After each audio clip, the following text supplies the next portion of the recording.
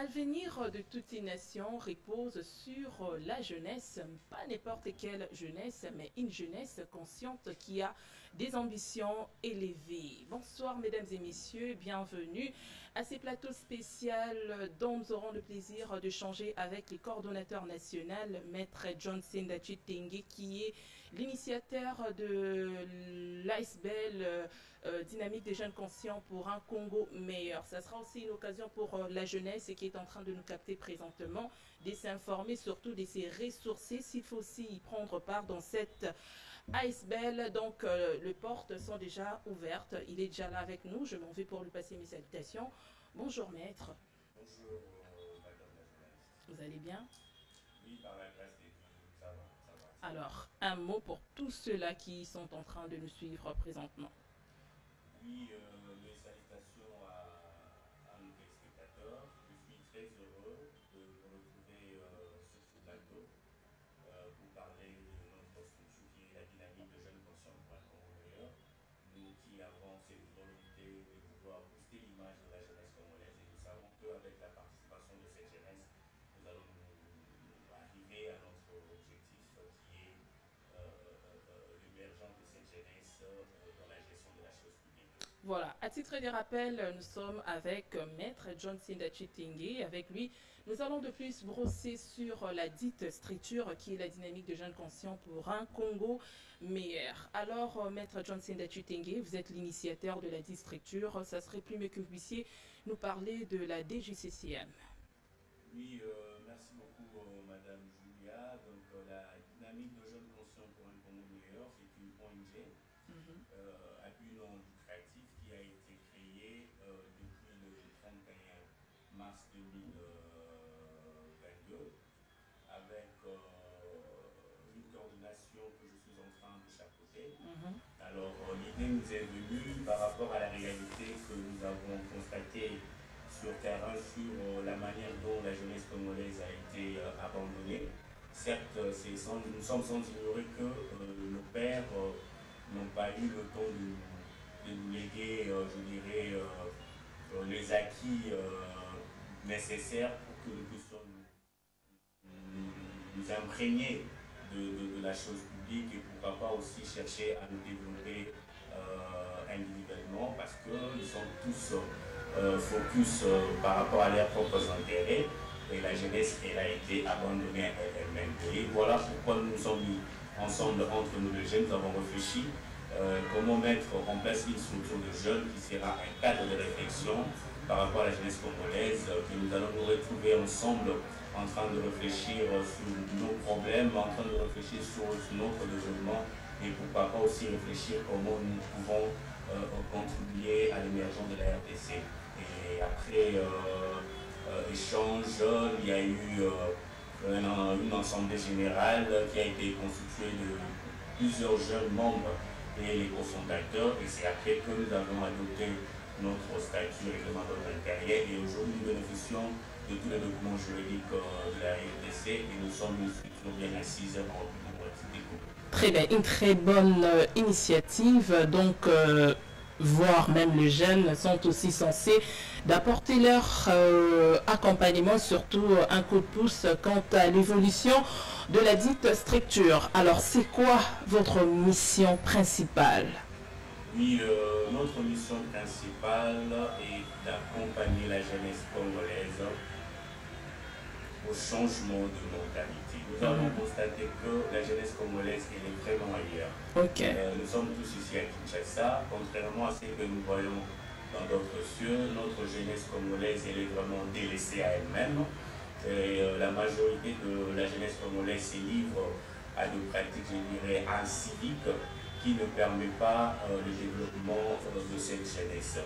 Et nous sommes dit, on était obligés de mettre en place des structures pour essayer un peu d'aider cette jeunesse à l'éveil patriotique, à un changement de mentalité.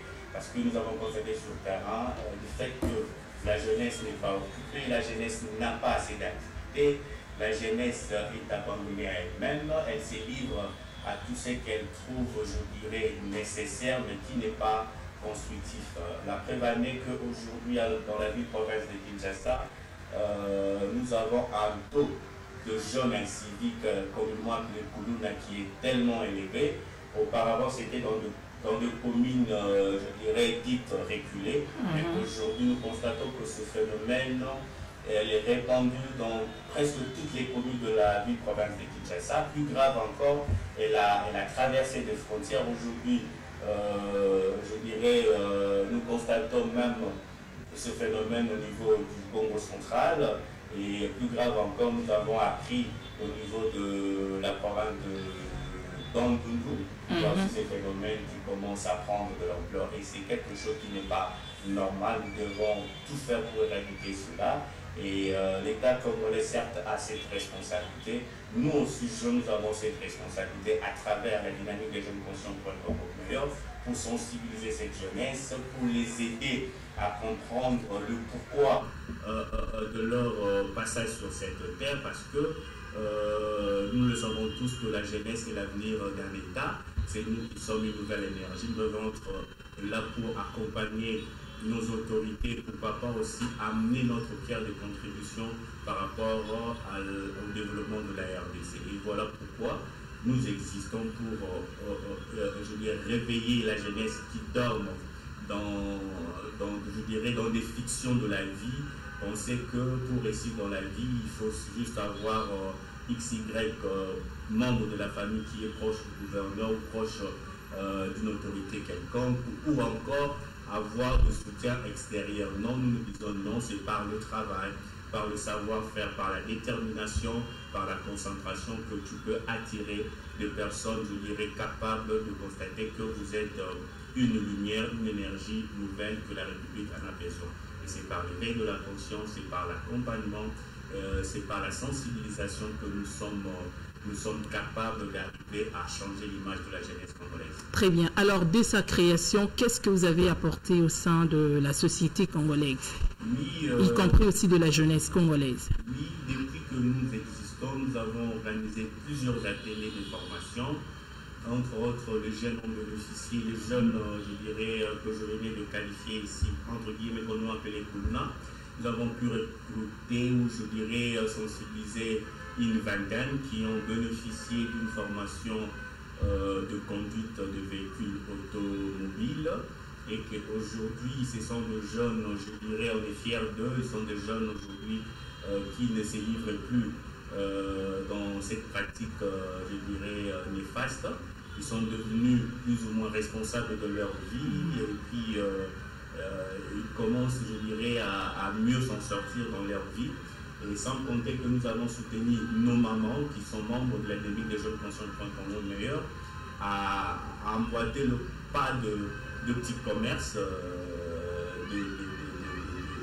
de pain, parce que nous avons constaté qu'à Tchangou, à Petro-Congo, là où nous étions, là où les bureaux existent, là où nous exerçons, alors nous avons constaté qu'il y avait des mamans qui étaient dans une situation, je dirais, de pauvreté incalculable, mais nous les avons sensibilisés à comprendre qu'on ne peut pas sortir de la pauvreté sans faire quelque chose.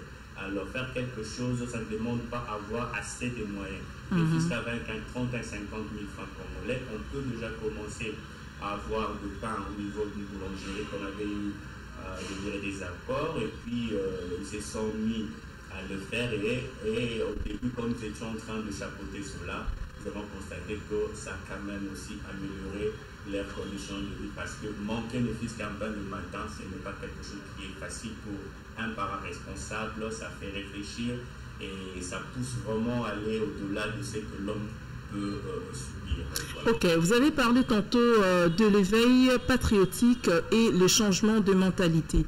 Comment appréhendez-vous cela ici en République démocratique du Congo, particulièrement dans la ville province de Kinshasa? Est-ce que c'est pris en compte? Bon, je dirais oui, c'est pris en compte par rapport à une couche de population qui sont nos cibles. Et c'est vrai que ce n'est pas facile par rapport, je dirais, aux moyens de matérialiser cela sur le terrain, parce que ça demande, je dirais, plusieurs moyens. Il faut avoir des canaux de communication, il faut avoir je dirais, un espace approprié pour recevoir ce jeune, et puis avoir, je dirais, cette matière sensible qui touche cette jeunesse-là à comprendre le pourquoi de sa contribution à l'émergence de la RDC, pourquoi sa contribution à la construction de notre pays et pourquoi sa contribution à sa propre vie. Et la dernière fois que nous étions en face de cette jeunesse-là, ils ont compris, nous avons reçu plusieurs questions sur leur implication et comment y arriver, parce que beaucoup disent qu'ils n'ont pas de soutien, qui sont issus de familles très démunies,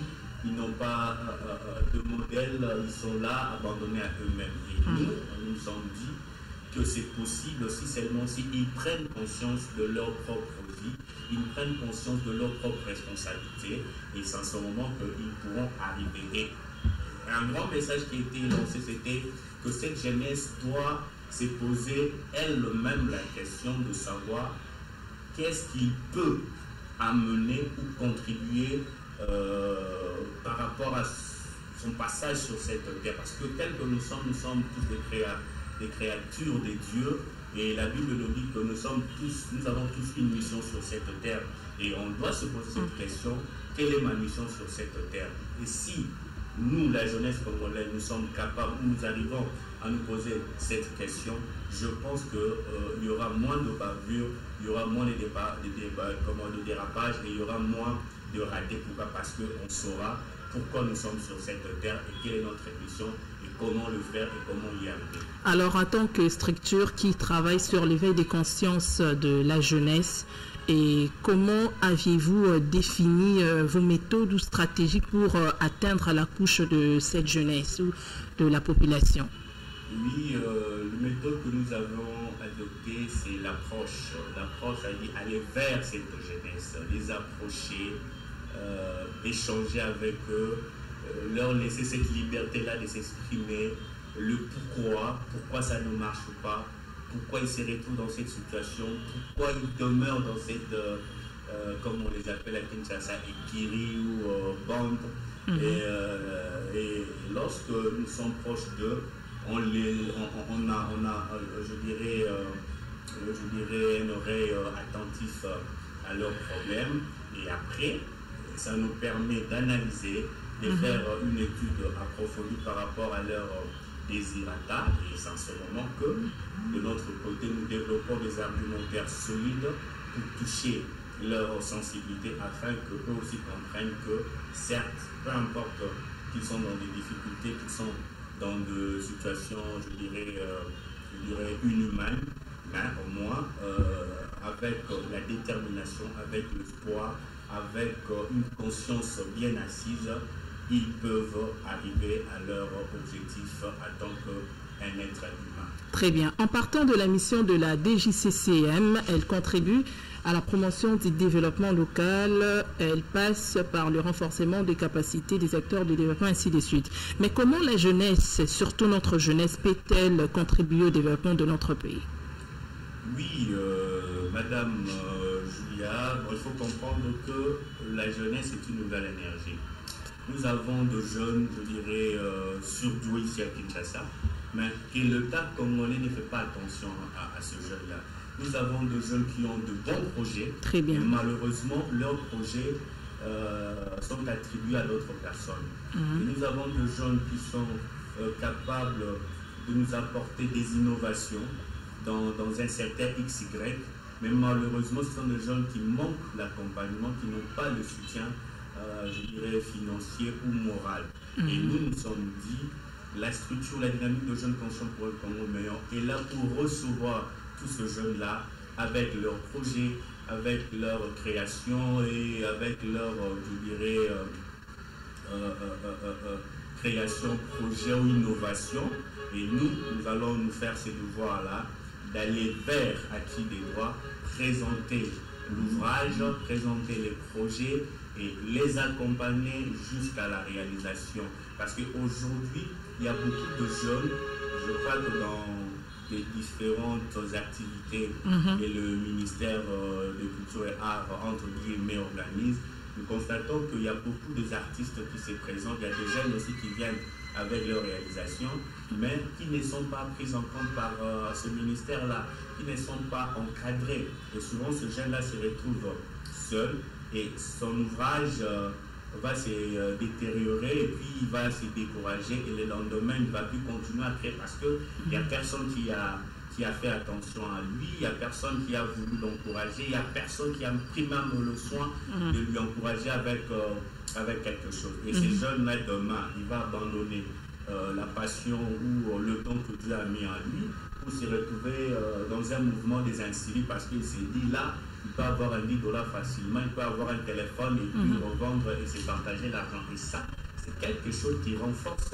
je dirais, cette façon que le jeune trouve, je dirais, un moyen de survie pendant que c'est un phénomène que nous devons éradiquer parce que c'est là tue et freine le développement de la jeunesse et le développement de l'art. Très bien. Comme vous assumez l'accompagnement de la jeunesse congolaise, surtout avec leurs projets, ça veut dire que vous avez vraiment de financement.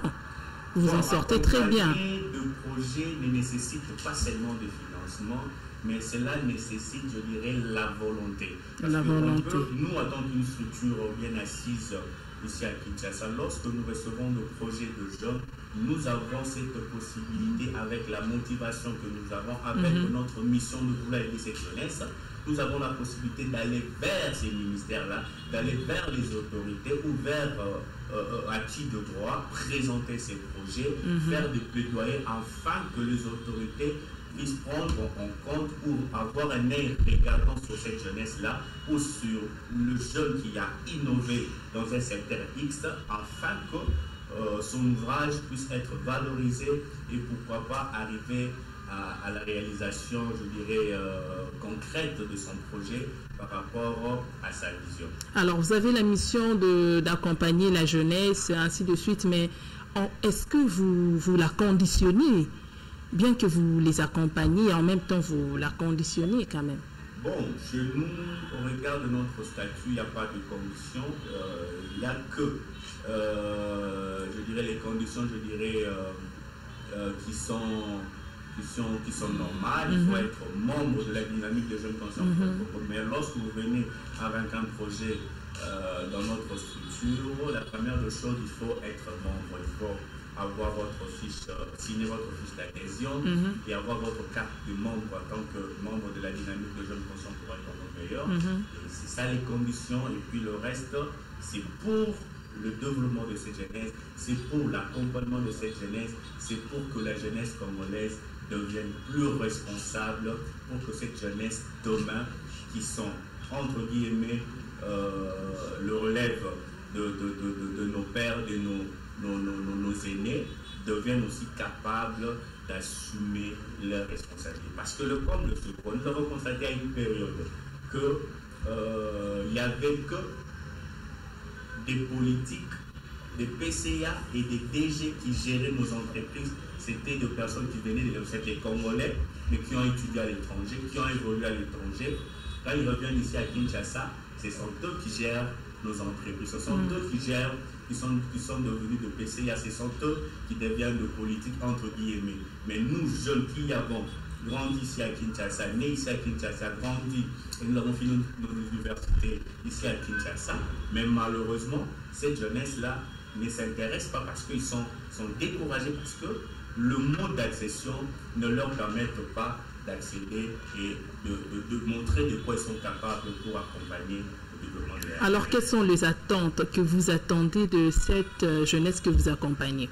Oui, les attentes est que, jeunes que nous sommes, nous ne pouvons pas baisser nos bras. Nous sommes dans l'obligation de continuer à travailler.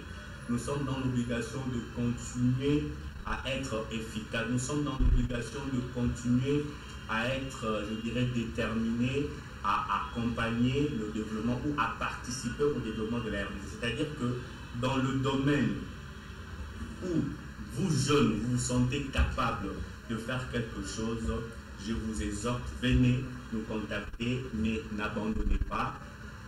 Et faites un effort d'être excellent dans votre domaine. Continuez à y croire, continuez à travailler et enfin d'être, je dirais, un modèle, une référence de la jeunesse par rapport à votre ingéniosité, par rapport à votre travail. Et je sais qu'avec l'accompagnement, avec le travail que nous battons sur le terrain, sur le fait de la conscience, sur les plaidoyers auprès des autorités, afin que nos autorités essaient un peu de regarder cette jeunesse-là. Parce que nous avons constaté sur le terrain que la jeunesse, elle est souvent utilisée pendant la période de campagne. C'est cette jeunesse-là que les autorités viennent manipuler avec 1 000 francs, avec un... Comment parler de la manipulation étant donné que c'est par leur propre écrit? Non, c'est la manipulation parce que est-ce que cette jeunesse-là ne peut que être utile pendant cette période? Pourquoi après cette période, cette jeunesse-là ne se retrouve pas? Pourquoi après cette période, cette jeunesse n'a pas d'activité? Pourquoi après cette période, la même personne ou les mêmes candidats ne viennent pas à la base pour créer des activités sportives et consorts? Nous constatons que c'est à cette période qu'il y a des activités sportives, il y a des compétitions, il y a des tournois et consorts. Mais pourquoi après cette période de campagne, ils ne viennent pas? Cette jeunesse est... Mais vous avez aussi le rôle de leur sensibiliser quant à ça. Exactement, c'est ce que nous sommes en train de faire. Nous voulons que cette jeunesse comprenne que nous ne sommes pas là pour les aider à être des échelles de marche-pied. Ils sont là pour prendre l'élan et aller nous abandonner. Non, nous devons être capables de dire que nous sommes de partenaires. Lorsque vous avez besoin de nous, nous aussi nous avons besoin de vous. Exactement. Et si seulement nous allons vous accompagner à atteindre tel objectif, voilà notre cahier des charges. Nous voulons aussi, au moment où vous serez élus, voilà ce que nous recommandons, voilà ce que nous voulons, voilà. Et c'est comme ça que cette jeunesse doit réfléchir. Et non être là pour $1 000, parce qu'on te donne $1 000, vous êtes au nombre de 1000, vous allez partager combien? Vraiment. Et même si tu te retrouves avec $10, lorsque tu dépenses, tu ne pourras pas la gérer ou consommer les $10 pendant tout un mois. Déjà, après un jour que le $10 là va s'épuiser, tu vas te retrouver fauché. Quand tu vas te retrouver fauché, il y a d'autres qui se rebellent contre la même personne pour l'insulter. Mais pendant qu'il avait besoin de vous, qu'est-ce que vous l'avez proposé comme un cahier de charges? Qu'est-ce que vous avez émis comme souhait avant ou pendant ou après les élections? Voilà ce que nous voulons bénéficier de vous. Ce n'est pas seulement en termes de l'argent comme les appellent les businessmen, les pécuniaires, mais en termes d'apport, en termes d'accompagnement, en termes, je dirais, d'orientation. Parce que lorsque vous avez un leader qui sait bien orienter cette jeunesse-là, nous aurons moins de jeunes qui seront, je dirais, dans l'incivique, pour ne pas dire dans le banditisme. Nous aurons moins de jeunes qui vont se livrer, je dirais, à des pratiques, je dirais, irréligieuses ou à des pratiques, je dirais, inhumaines. Parce qu'aujourd'hui, il y a plusieurs phénomènes qui gangrènent dans la ville province de Kinshasa que je ne pourrais même pas citer. Mais ici, nous sommes là pour parler de cette jeunesse qui doit prendre conscience pour leur avenir.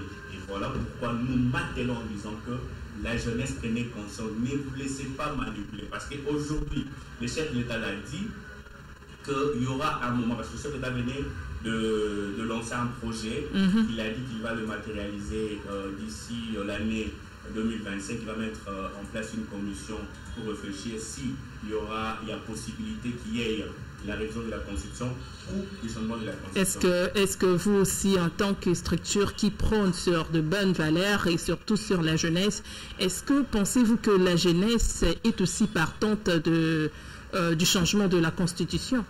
Bon, dire que la jeunesse est partante, je dirais oui et non, parce que jusqu'à cause du contraire, on n'a pas encore jaugé cette jeunesse-là. Mais déjà, je me redire que nous interpellons cette jeunesse de ne pas se laisser manipuler par, entre guillemets, politique, que ce soit de l'opposition, parce que souvent, ce sont des gens qui viennent manipuler la population pour leurs propres intérêts. Il y en a beaucoup qui poussent la jeunesse à sortir pour, je dirais, comme hier j'ai vu l'honorable Délis Sessanga, entre autres, il a qualifié la marche d'un saut patriotique qui n'a pas été, je dirais, bien accueillie par rapport à la population de Ngaba. Mais ils veulent utiliser cette jeunesse parce que nous sommes des leaders de la jeunesse consciente. Nous connaissons que les politiques, lorsqu'ils ont besoin de quelque chose, ils viennent se réfugier derrière la jeunesse. Mais pourquoi vous vous référez à l'opposition, étant donné que la politique est généralisée? C'est comme si vous avez déjà une partie prenante de l'autre côté. Moi, je me réfère au discours du chef d'État, parce que même à Kalébi l'a dit, après consultation et consort, il va se référer à la population qui est le souverain primaire. C'est cette population qui va valider du changement, de la révision, et non un groupe de politiques qui ne veulent pas parler de la révision ni du changement de la Mais Al-Boumbashi l'avait déclaré que nul ne peut lui contredire à modifier ou à changer la Constitution. Il reste dans sa décision, il ne tient pas compte aussi de la population. Ça veut dire que c'est lui qui est la tête de tout. Non, non, en tant que le garant de la Constitution de la nation, c'est lui qui est le premier citoyen de la RDC, et c'est lui qui est le mieux informé de tous. Alors, informer ne veut pas dire que changer directement la Constitution. Non, la population doit être obligatoirement sensibilisée. C'est ce que je suis en train de dire, madame. Je suis leader, je suis le coordonnateur national de l'Académie des jeunes conscients pour un Congo meilleur. Souvent, ce que nous constatons sur le terrain présentement, ce sont des procès d'intention. Le chef d'État n'a pas dit ouvertement que je veux changer cette constitution. Parce qu'à les attendre parler, ils sont en train de dire que l'IDPS, le parti au pouvoir, a un agenda caché. Ils veulent changer la constitution pour toucher l'article 220 qui est verrouillé par rapport au mandat du chef de l'État. Parce que lorsqu'on change la constitution, tout homme, donc le chef de l'État, peut brandir un troisième mandat, et si seulement s'il change encore les années, la durée du mandat du chef de l'État, pour eux, c'est M. Tshisekedi, le chef de l'État actuel, qui va en bénéficier. C'est ça l'intérêt principal. Il ne faut pas aller dire que non, c'est parce qu'on craint que de céder une partie de notre pays, ainsi de suite. Ce ne sont pas des raisons valables. Non, non, même pas ça, madame. Moi, je suis juriste, je suis avocat, je suis de formation. Certes, ce n'est pas ça les débats, mais je peux vous rassurer que la Constitution de 2006 souffre de beaucoup des ambiguïtés. L'article 217 exactement, il y a l'article 18, il y a l'article 51, il y a plusieurs articles. Donc je crois bien qu'au moment important, je viendrai avec, je dirais, tous les détails possibles pour démontrer les pourquoi de la révision et les pourquoi aussi du changement de la Constitution. Mais nous, la dynamique des jeunes conscients pour le Congo, nous avons dit ceci. Jusqu'à la preuve du contraire, on ne veut pas prêter des intentions à X et Y. Moi, ici, en tant que leader de la jeunesse congolaise, je suis en train d'interpeller cette jeunesse à éviter d'être manipulée par les politiques. Quand je parle des politiques, je vois et les politiques qui sont au pouvoir et les politiques de l'opposition. Nous, jeunesse, nous avons notre part dans cette décision. Parce que c'est à ce moment que vous verrez... Alors, quelle est votre part? C'est à ce moment que vous verrez maintenant ces politiques-là revenir à la jeunesse. Parce qu'ils ont besoin de cette jeunesse puisse leur accompagner. Et demain, il y a beaucoup qui rêvent le dialogue. Ok, en tant que leader de jeunes, quel est votre point de vue quant au changement de la Constitution? Bon, jusqu'à la preuve du contraire, en tant que leader de la jeunesse, nous aimerions mieux comprendre. Moi, je sais. Donc, ça veut dire que la sensibilisation n'a pas bel et bien marché. Moi, en tant que leader, en tant que juriste de formation, je connais le pourquoi et je connais aussi le pourquoi de la révision et le pourquoi du changement de la Constitution. Quels sont les avantages et quels sont les désavantages. Mais maintenant, je n'ai pas reçu mandat aujourd'hui et parler au nom de toute la jeunesse congolaise. Très bien. C'est maintenant le devoir que nous, l'Académie des jeunes conscients pour le Congo, devons faire sur le terrain. Comment vous allez procéder? De dire oui? Sensibiliser au moment opportun. Attends, de dire oui, alors parce que vous êtes dans l'obligation de tout définir en avant d'y aller au terrain. Vous avez déjà une position fixe. Au moment opportun, nous allons nous prononcer. Très bien. Nous allons sensibiliser la jeunesse congolaise. D'accord, comme ça, la régie peut déjà nous aider avec l'élément en question et après nous allons revenir pour la continuité. Viva! Viva! DFCCM, viva! Viva! DFCCM, viva! Viva! Viva! Viva!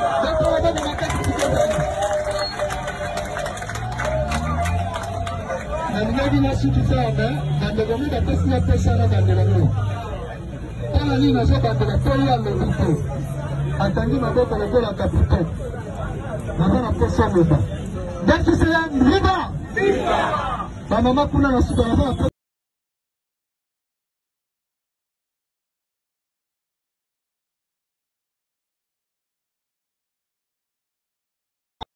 riba DCCM riba DCCM riba riba